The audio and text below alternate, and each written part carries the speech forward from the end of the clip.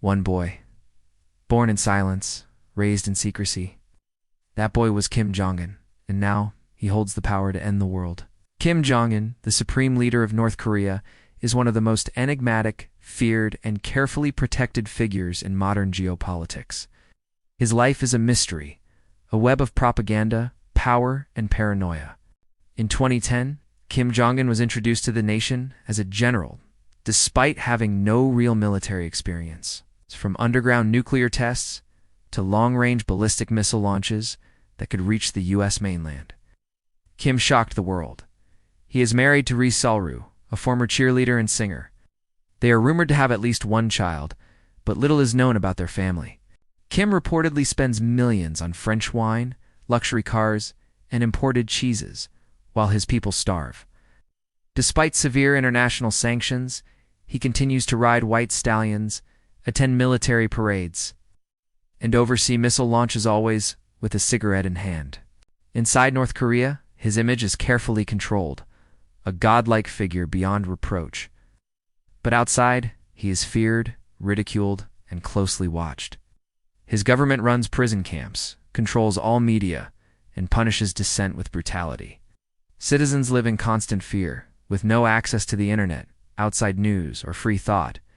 North Korea remains frozen in time of 21st century dictatorship with 20th century cruelty. He turned a starving nation into a nuclear power.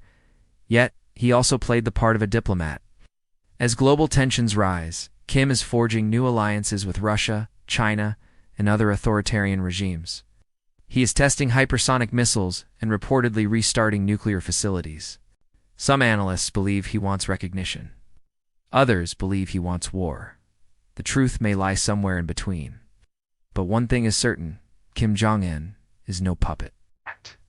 He is the architect of a modern dictatorship powered by surveillance, myth, and fear.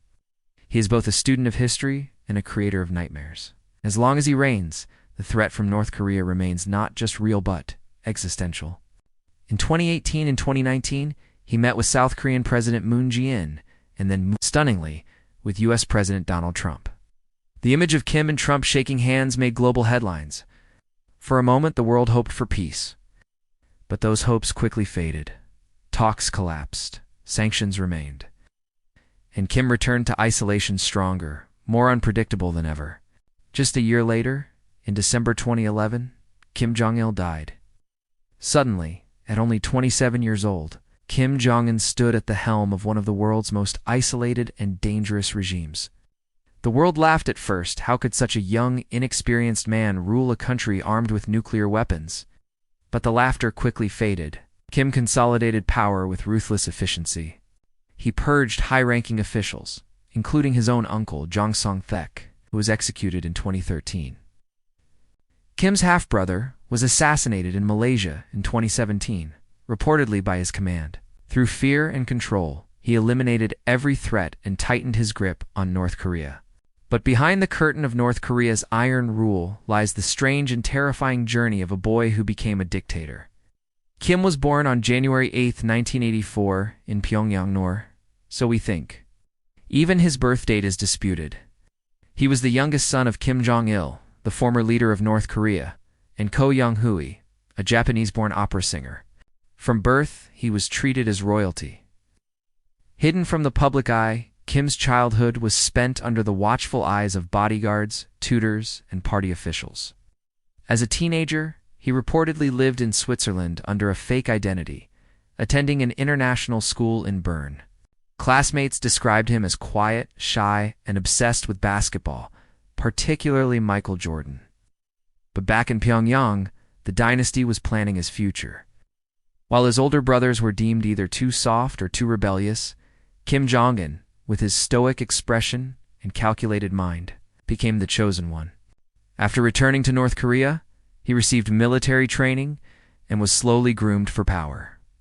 When Kim Jong-il fell gravely ill in 2008, the secret succession process accelerated. Then came the missiles. Under Kim Jong-un's leadership, North Korea rapidly expanded its nuclear weapons program. Privately, Kim lives a life of extreme luxury. Yet Kim Jong-un has outlived expectations. He has survived threats, sanctions, and diplomatic isolation. And he's not going anywhere. This is the story of Kim Jong-un. This is the introduction.